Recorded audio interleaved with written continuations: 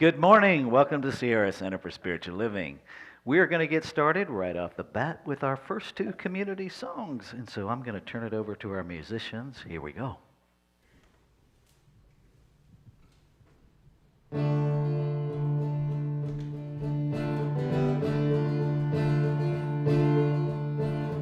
love is why I'm here, let me be an open channel.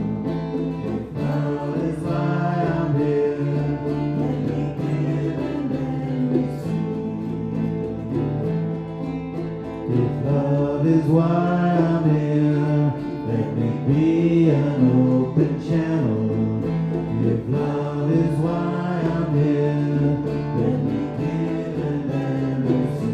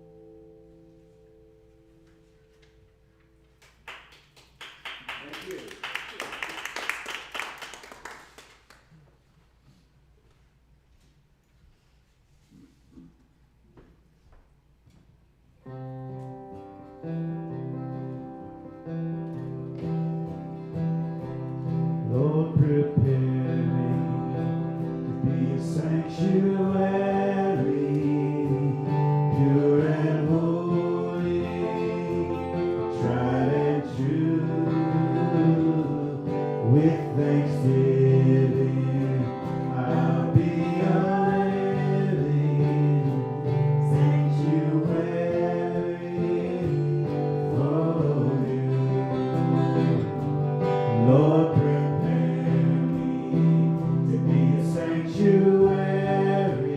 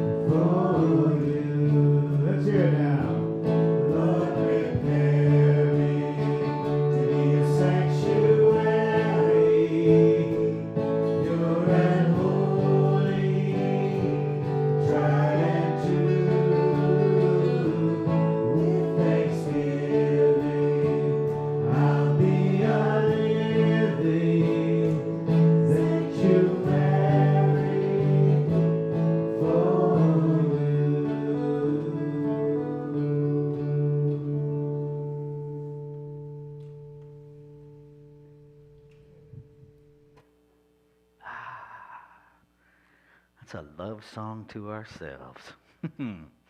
Good morning, good morning, good morning. Welcome to everybody here in the room. Welcome to each of you out there in Zoom land, on YouTube, and on Facebook Live. My name is Reverend Rafe Ellis, and I am so honored and privileged to be the senior minister here at Sierra Center for Spiritual Living. One of the things I get to do is remind us of who we are and share with you that are new who we are. We are a radically inclusive, spiritually progressive, supportive community that celebrates the very diversity of creation. We strive to live authentic spiritual lives through a practical application of the teachings of science of mind.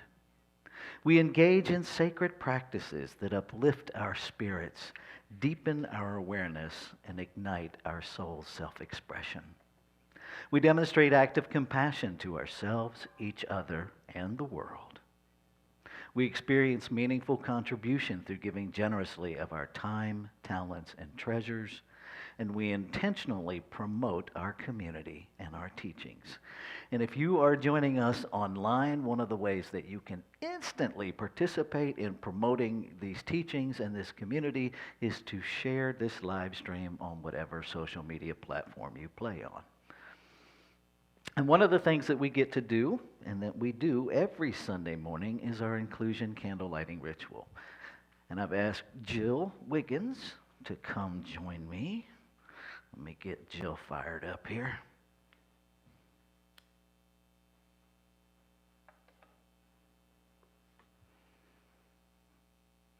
And we light these candles to celebrate the unity of all people, all faiths, all beings, all life. We light the first candle for the shamanic traditions, honoring the beliefs and practices of all indigenous peoples.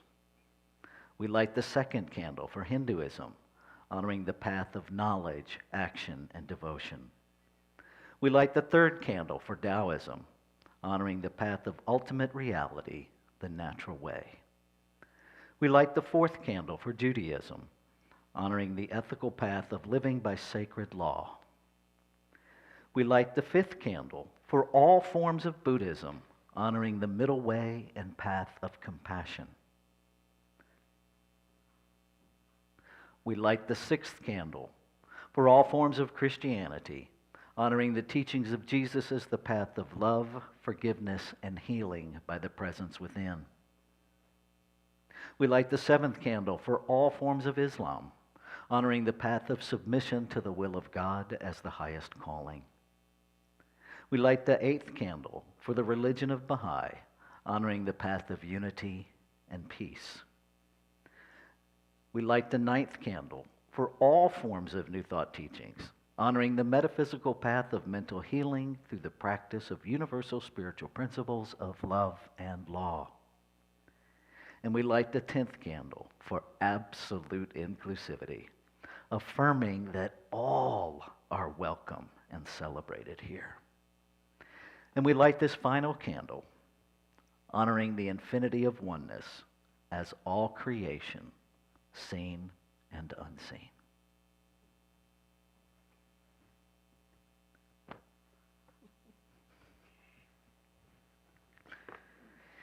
So now I'm going to turn it back over to our musicians for our next community song.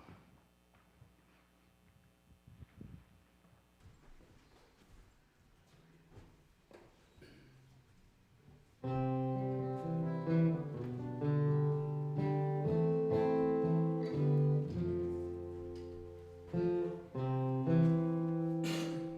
me take my mask off.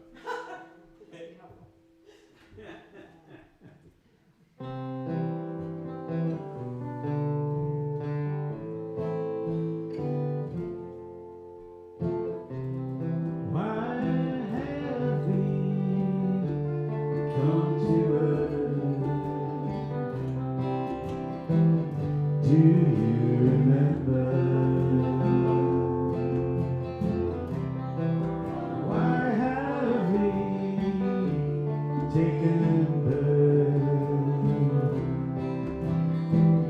Why have we come to love, serve, and remember?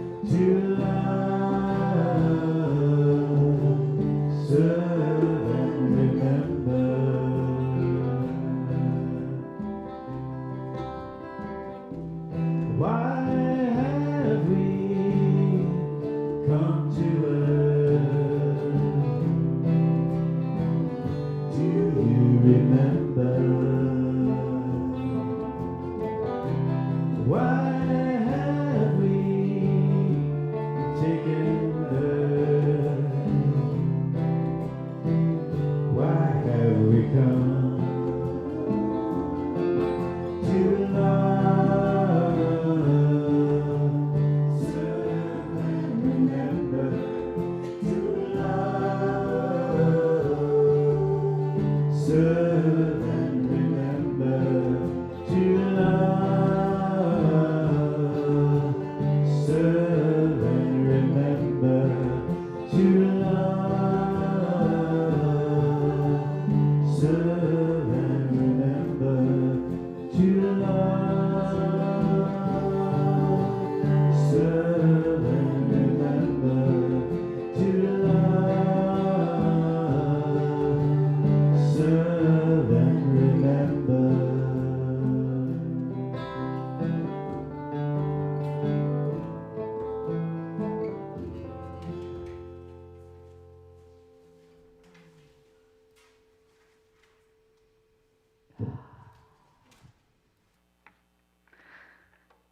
This is our time of announcements. And the first announcement that I want to make, I don't have a slide for. I want to welcome.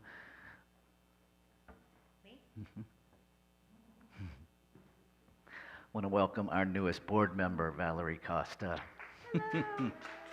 Thank you for your willingness to serve.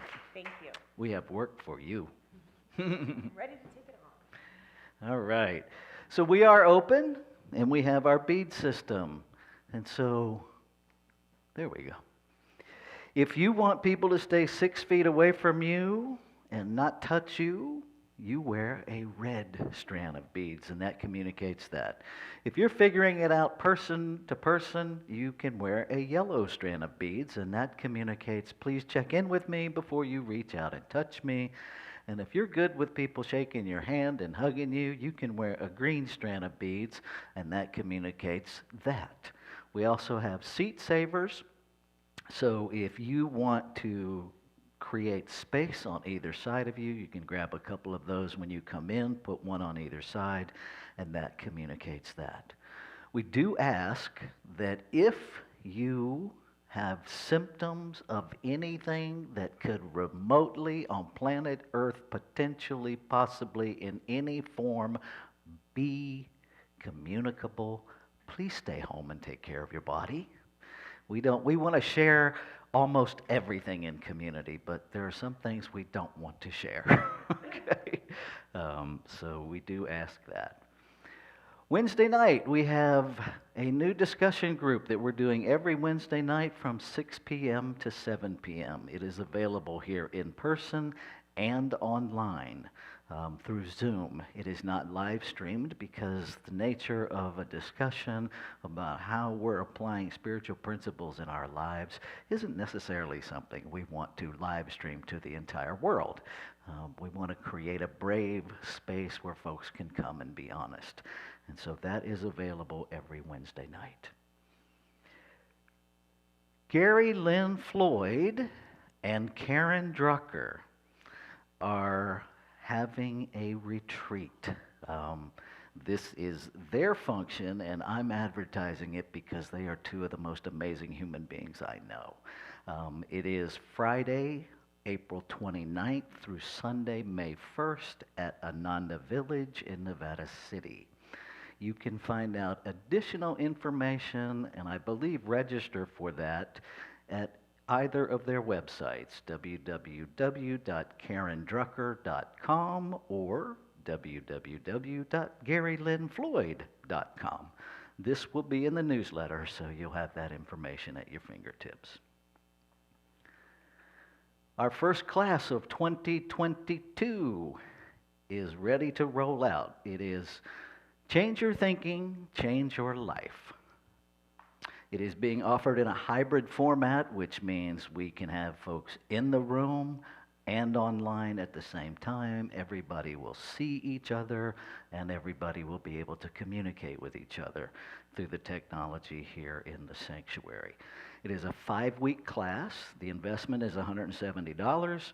If you don't have that or some of it or all of it, reach out to me and let's have a conversation. There's two options because I'm trying to make this available to as many folks as possible. Tuesdays from noon until 2:30 p.m. in the afternoon, starting March 1st. And then I'm going to do a Saturday class from 10 a.m. to 12:30 p.m. starting March 5th. Again, all this information will be in the newsletter with a link for how you can register for that. Okay. So this is our time of inward shift. And this morning's community value is gratitude. And I will simply say this. Gratitude is different than thank you. It's different than saying thank you when you get something. Gratitude, spiritually speaking, is living in a state of knowing that you already have everything you could possibly ever want. That the very nature of your being is yes. And so it's that place when we begin to live gratitude, it's that place where we see what we don't see. And when we do see what we don't see, we get to see what we haven't seen. I'm not going to repeat that. It's the place of knowing that it's already here beyond time and space. And so I invite you as we bridge, and we have a new meditation bridge song that we're going to do now. And take into your meditation this sense of gratitude and allow it to simply permeate you.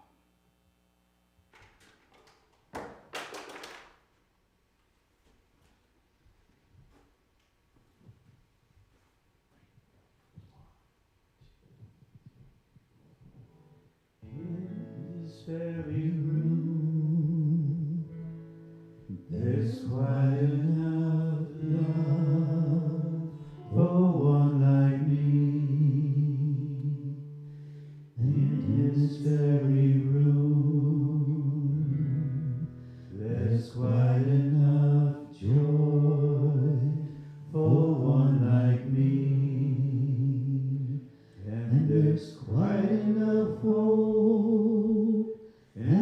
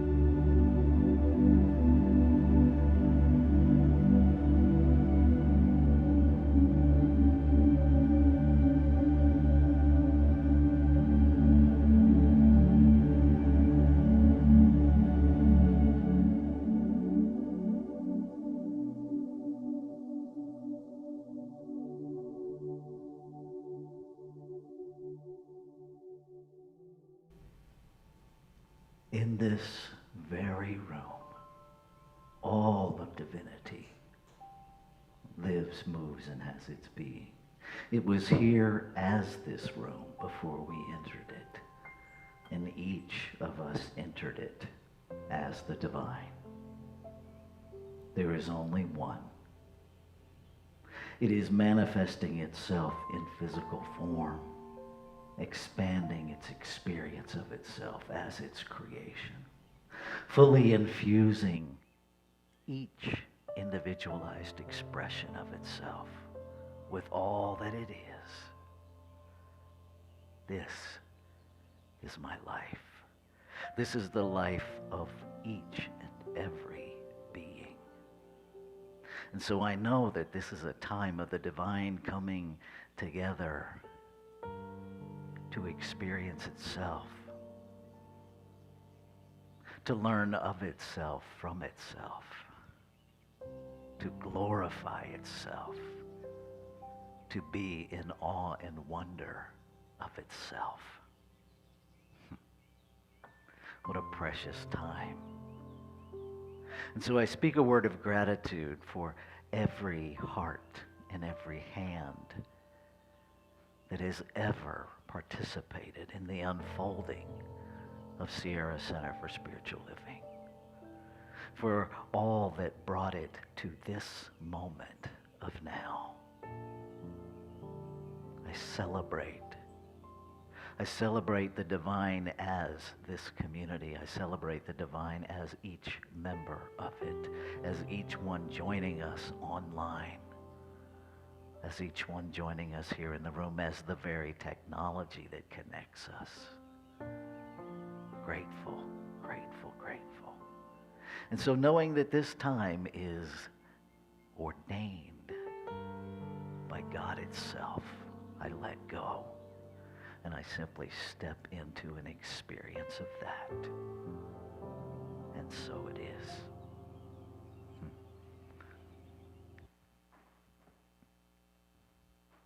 I forgot my clicker. And so this is our affirmation. So I will read it through one time and then invite you to read it with me. The Spirit within me is God. That Spirit is perfect. Let's read that together. The Spirit within me is God. That Spirit is perfect. And so it is.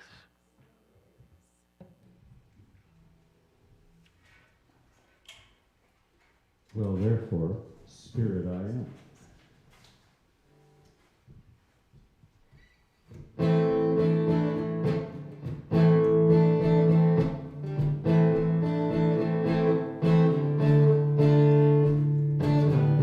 Spirit I am. I live for the Spirit I am. Oh, I am, I live for the Spirit I am. I live for the Spirit I am. Oh, I am, I am.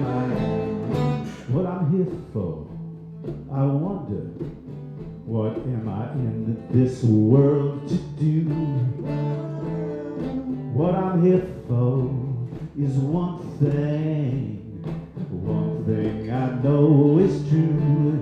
I live for the Spirit I am. I live for the Spirit I am. Oh, I am, I live for the Spirit I am. I live for the Spirit I am. Oh, I am. Looking in the mirror, I'm asking, am I the change I long to see? You know the world is just a picture of what's inside of you and me. I live for the Spirit I am. I live for the Spirit I am. Oh, I am. I live for the Spirit I am. I live for the Spirit I am. Oh, I am. The water of life, the air and the land and the sea is a precious gift to me. Torn by war and strife, all we can do is claim love as our reality. I'll tell you, if you ask me what this world to do. I live for the Spirit I am. I live for the Spirit I am. Oh, I live for the Spirit I am. I live for the Spirit I am. Oh, I live for the Spirit I am. I live for the Spirit I am. Oh, I live for the Spirit I am. I live for the Spirit I am. Oh, I am walking with the Spirit, talking with the Spirit,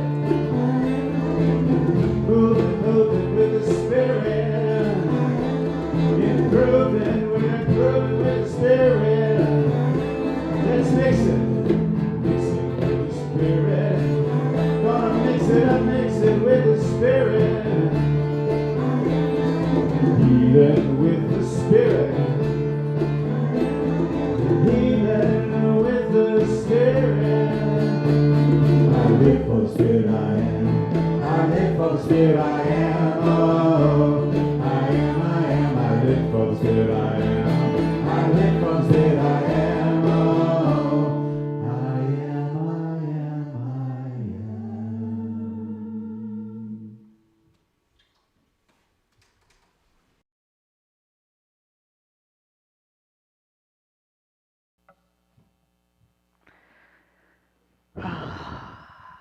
Okay.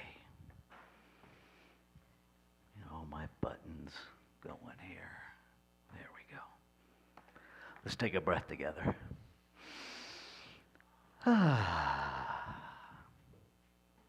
So just reminding us that our 2022 theme overall is Living Everyday Wonder. And each month we're going to focus on a different aspect of that. So February, we're focusing the whole month on the inner life. And what that looks like is, can I see God in me? Pause and find the cause. Like this microphone won't stay where I want it. Forgive and live. And the ultimate fear buster. So today what we're talking about is, can I see God in me? Which is a very different orientation for many of us raised here on planet Earth, because we've kind of been taught to see God somewhere else, right? We are literally spirit traveling in a physical body. Just like when we put our physical body in a vehicle and travel, everywhere we go, spirit goes, because it's a permanent residence in this physical vehicle. And we are so much more than just this physical body. So much more. But what? See, because that's where we struggle.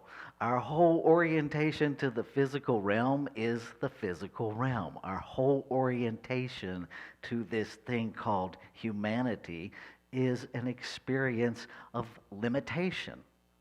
And so it challenges us mentally to begin to wrap ourselves around, we are absolute divinity. That human nature is not our nature. Human nature is conditioning. Human nature is what we've been taught. It is literally the limitation that we've been taught here on planet Earth. That really our nature is divinity. And that's where our true power lies. But it can be a long journey to get from that idea to a realization of it. And one of the things that can get in our way is this idea of personality. So here's how the glossary in the Science of Mind book defines personality. That which constitutes distinction of a person. Personality is the result of one's experience. It is the sum total of all they have said, done, felt, thought, hoped for, and believed in. It is the result of their reactions to the events of life. Factors to be considered in the development of personality are heredity, race suggestion, and that's talking about the collective consciousness. It's not talking about race as in skin color, it's talking about the suggestion of human race. And indeed, anything and everything that impinges or impacts consciousness. Therefore, we are what we are largely because the nature of our accumulated consciousness. Personality is the objective evidence of individuality. Our personality is the use we make of our divine individuality. Pay attention to that piece. We're going to come back and really unravel that. Right? Our personality is the use we make of our divine individuality.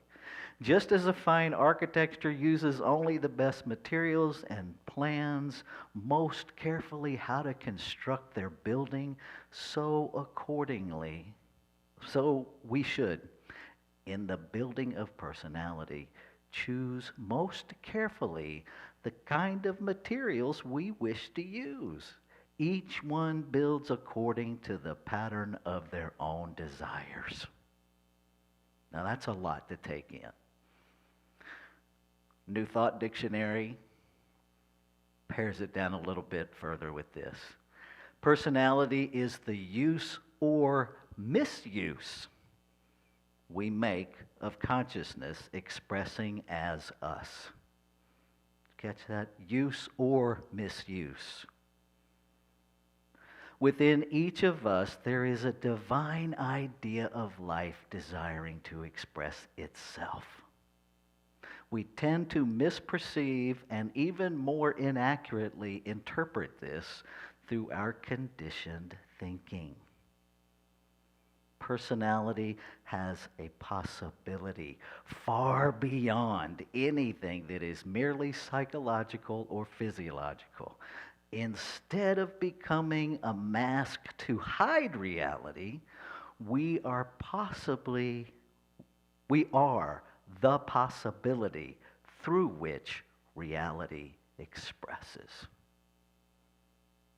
Our real personality is divinity.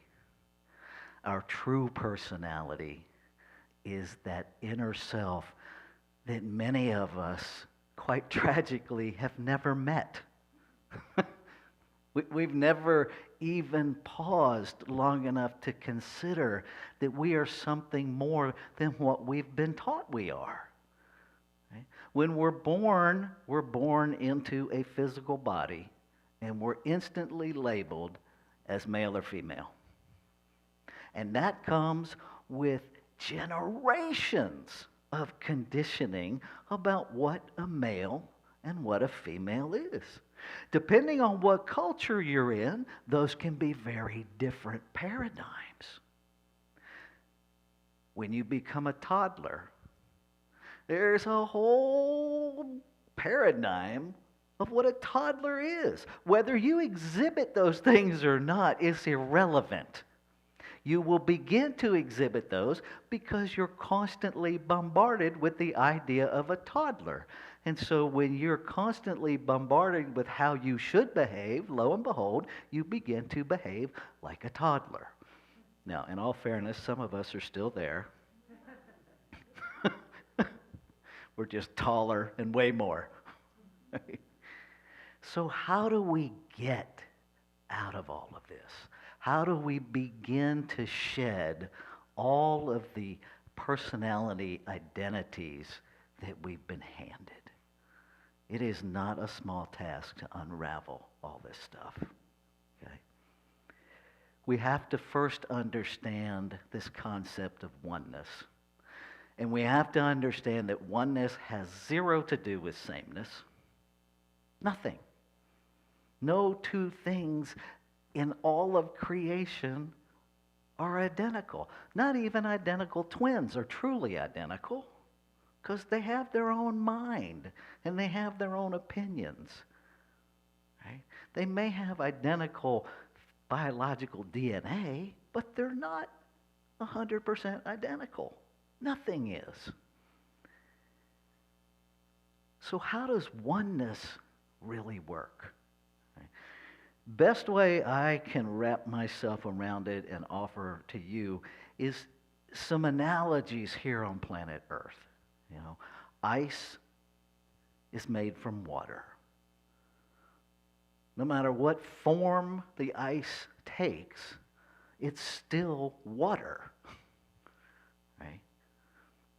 You can put it in whatever mold you want. It can be a spot on the sidewalk. It can be an icicle hanging from the tree. In multiplicity of forms, it's still one thing, water.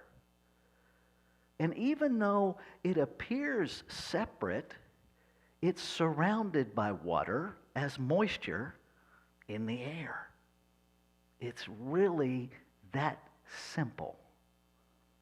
And if we can get ourselves beyond the idea of the separate appearance of form, we can begin to understand oneness differently.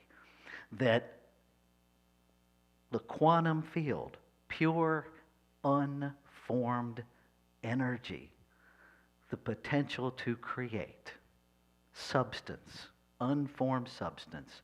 We are all, everything that we will ever experience, everything that we are surrounded by is within the quantum field.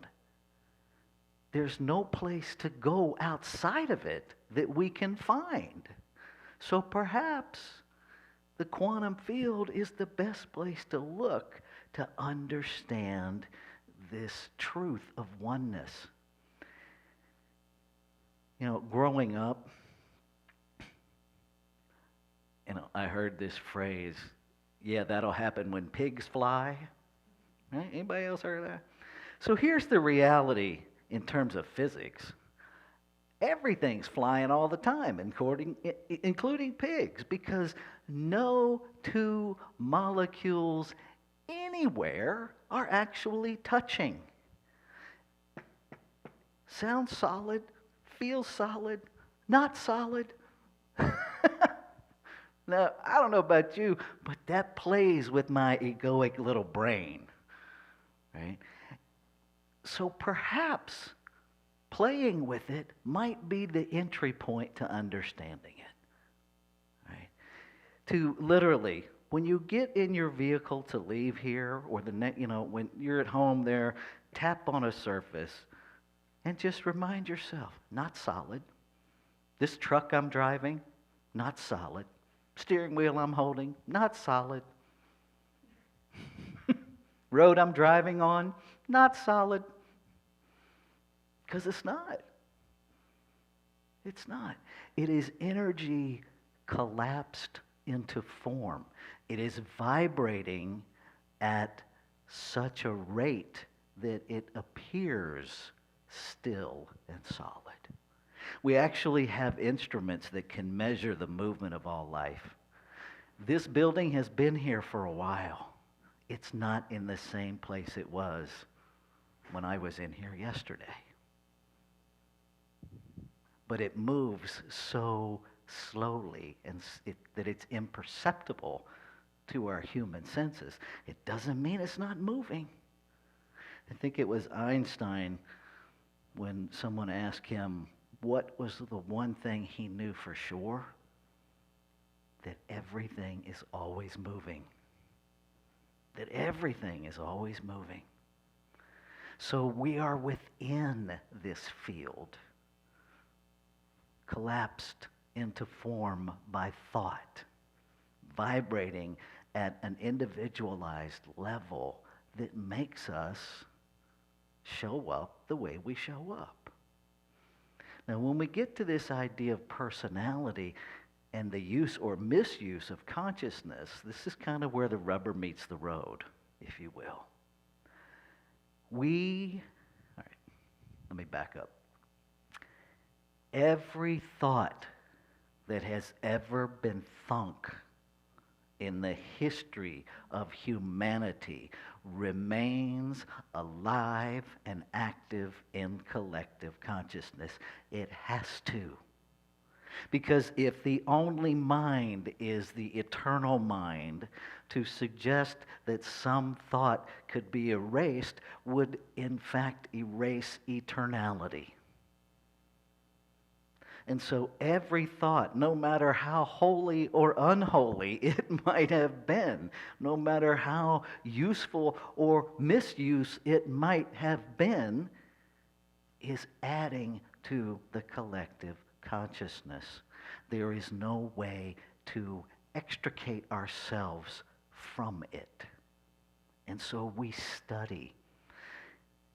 When we understand that all of that we're swimming in it all the time, right?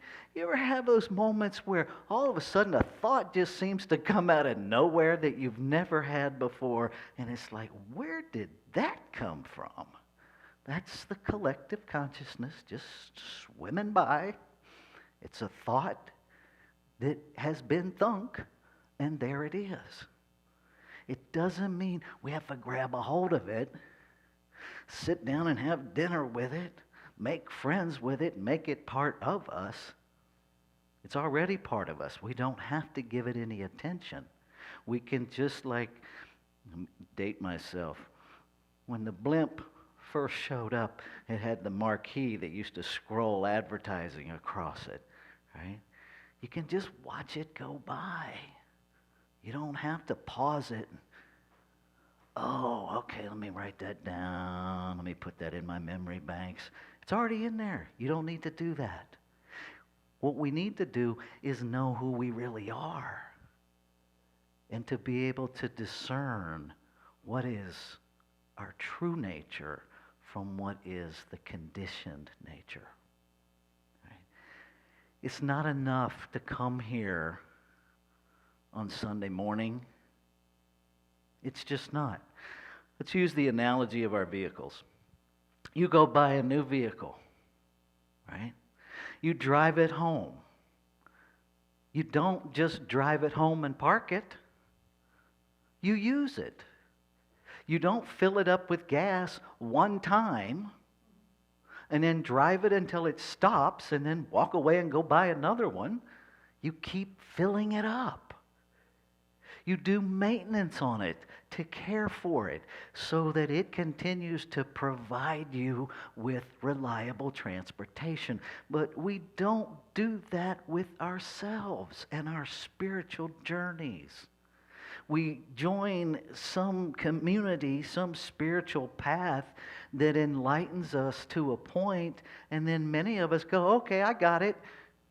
And we just go do that without continuing to nurture that, without continuing to study, without refilling our tank. We try to do it in separation. And I would love to tell you that works, but it doesn't. Because what happens is when we disconnect from what feeds us, what we focus on is what we're immersed in. And what we're going to be immersed in here on planet Earth is conditioned life. Unless we extricate ourselves to a monastery where we're no longer impacted by race consciousness, where we're no longer impacted by what happens around us, we need to stay connected. We need the safety and the vulnerability of authentic community where we can reach out to somebody, and I have done this with my ministerial colleagues. When I lose my way and my human emotions are running the show, sometimes it's, hey, I need some help here because I'm about to slap the face of God. Right? Because it happens. It happens. Because not everybody even cares about being kind. Not everybody cares about being conscious. And so we lift each other up and we help each other navigate. That's what the Bible talks about when it says we are in the world but not of the world. And so we have to come together and keep reminding each other. We keep studying because there's always more to learn. Mostly because we are in these vehicles that are really good at forgetting. We learn and we forget. We remember and we forget. We remember and we forget. It's not an arrival, it's a journey. So I want to offer you to recognize that when we first start letting go of that God outside of us, because in all fairness, that's really attractive sometimes, to have a God that embodies a human personality, that feels like a friend that we can go to when we're really challenged with what's happening here on planet Earth. That's an attractive proposition. And I invite you to consider that the more personal you make your relationship with your inner self, the closer that relationship becomes. That a God outside of you actually detaches you to some degree from your power and your presence that is always available to you in every moment.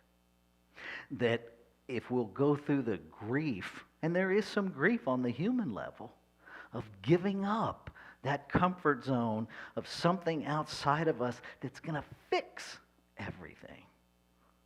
Right? Yep, here comes the R word. That we are responsible.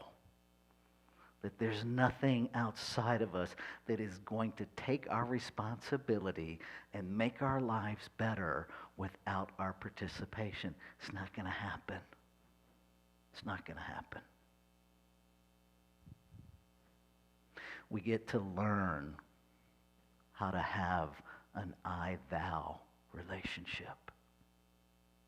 Prayer becomes communion instead of beseeching. Meditation becomes a time of communion, of listening to what is closer than your own breath, your own self. Every answer that you've ever looked for, you already are. It's not that you already have it, you already are it. And to allow yourself to embody that. Ernest Holmes says this: the wave rises from the ocean of infinity and personifies itself through all people. Hence, it is personal to all who sense its presence. Allow yourself to sense it, to know it, to feel it, to move beyond the limited version of you that you've been taught. How do we do that? You get to play with some silliness. This is God, using God as a clicker, to change God as the PowerPoint, to put God's picture of itself on the wall that is God. When you have breakfast, if you're having a bowl of cereal, this is God pouring God onto God, having God for breakfast. I invite you to play with it because it's true. And yes, in the back of your mind, your egoic brain's going to go, "You have lost your mind." And I hear my friend Jeffrey saying, "You say that like it's a bad thing." Perhaps we have to lose our human mind to find our divine mind. Perhaps. So I'm going to begin to wrap up with this quote from A New Design for Living. If once we let ourselves get past outward appearances of the individual, we come to understand that life at the center of its being is the same at the center of our being.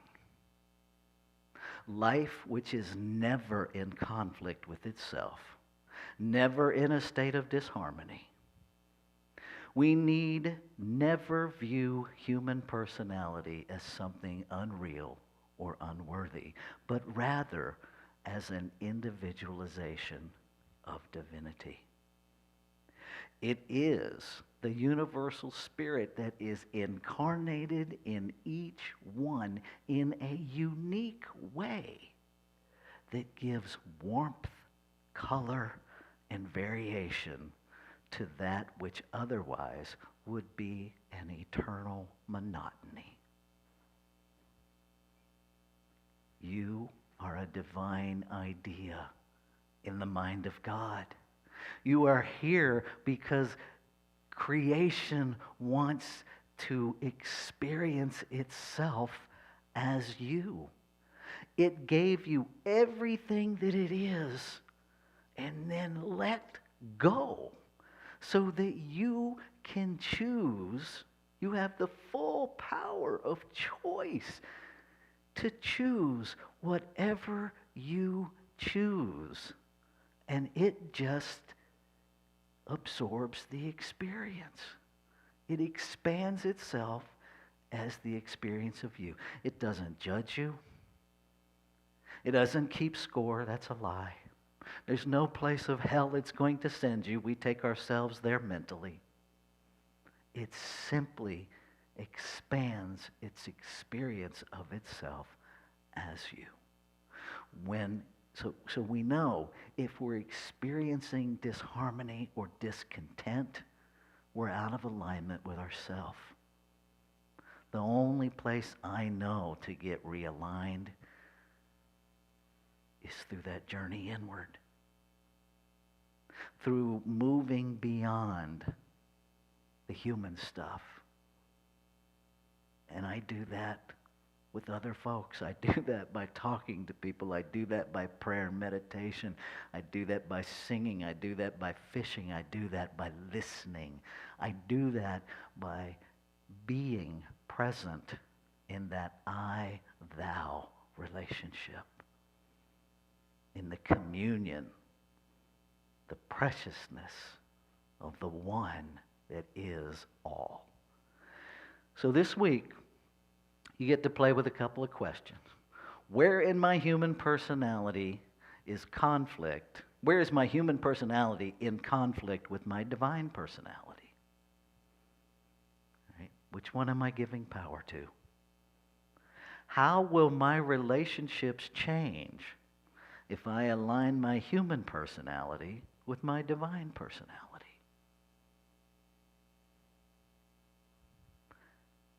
And lastly, am I really willing to change my thinking? Am I really willing? Or do I just want to talk about changing, but I don't really want to change anything? Spend some time with those. Be honest with yourself. Be courageously honest. Because until we get real, nothing's real. Let's take this into prayer.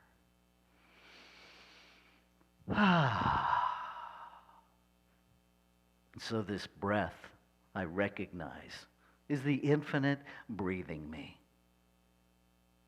That all that it is, the perfect intelligence, the perfect peace, the infinite abundance, life itself is my life. That I am an individualized expression of it, never separate from it. Fully infused by all that it is, the power of creation itself is my power. And what is true of me is true of all. Each individualized expression, a magnificent, glorious, exquisitely individualized desire in the heart of life itself to live itself. Individualized, specialized, uniquely, expanding its experience of itself. And so I speak my word, claiming and affirming that everything unlike that comes to the surface, to the awareness of humanity, to be moved out of the way. That our relationship as humans is changing to one of wholeness, to one that recognizes, that sees the God in me, so that I can see the God in you, so that I can see God everywhere. And as I see it, I experience it. And as I experience it, I live it. And as I live it, life heals itself in this physical realm. I celebrate the simplicity of creation and the complexity of the human journey. I celebrate the both and I celebrate that truth is always known within itself. Always. And so knowing this to be true, I can let go. I can let go knowing that the word spoken is the word fulfilled. The timeline is none of my business. And so I let it go, trusting that it is. And I invite you to join me as we say together, and so it is. Let's take another breath as we shift. So this is our, excuse me. This is our time of sacred giving. I invite you, if you are joining us online, that you follow that link right there on the bottom of the online feed and help sustain this community. We are 100% supported by your donations. That's how we thrive. So let's make it happen. Let's say our affirmation together. I give this gift with love and joy from a consciousness of abundance. Divine love blesses and prospers all that I have, all that I give, and all that I receive. And so it is. Ushers, please receive the gifts. Gratitude before me, gratitude behind me, gratitude to the left of me, gratitude to the right of me, gratitude above me, gratitude below me, gratitude within me, gratitude all around me. I'm so grateful, I'm so grateful. I'm so grateful. I'm so grateful. I'm so grateful. I'm so grateful. I'm so grateful. I'm so grateful.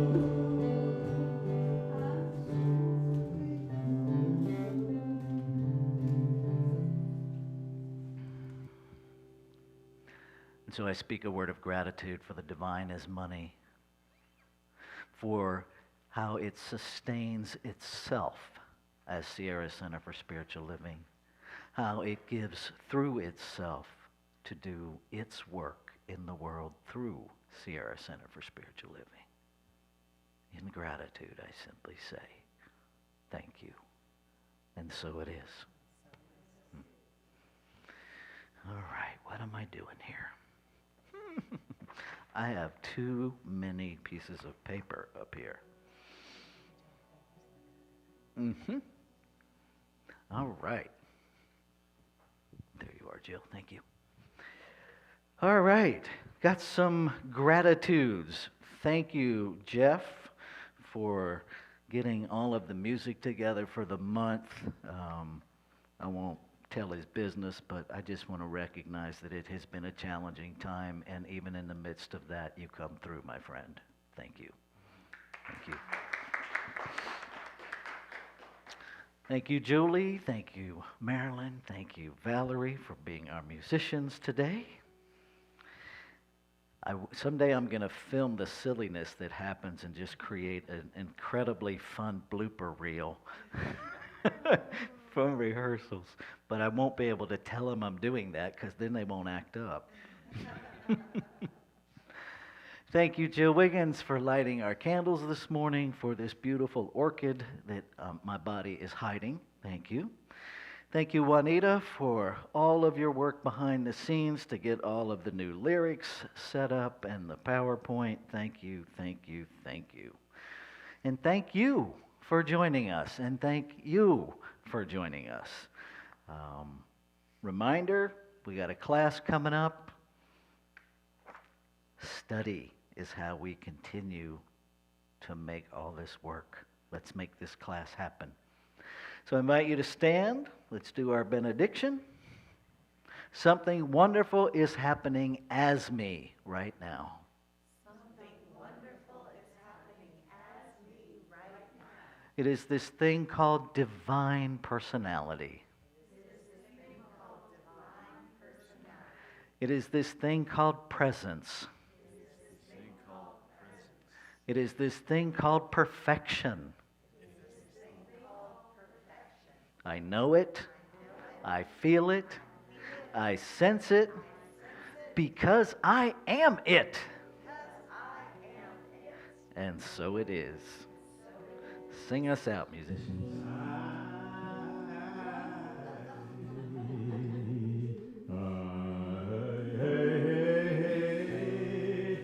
I give myself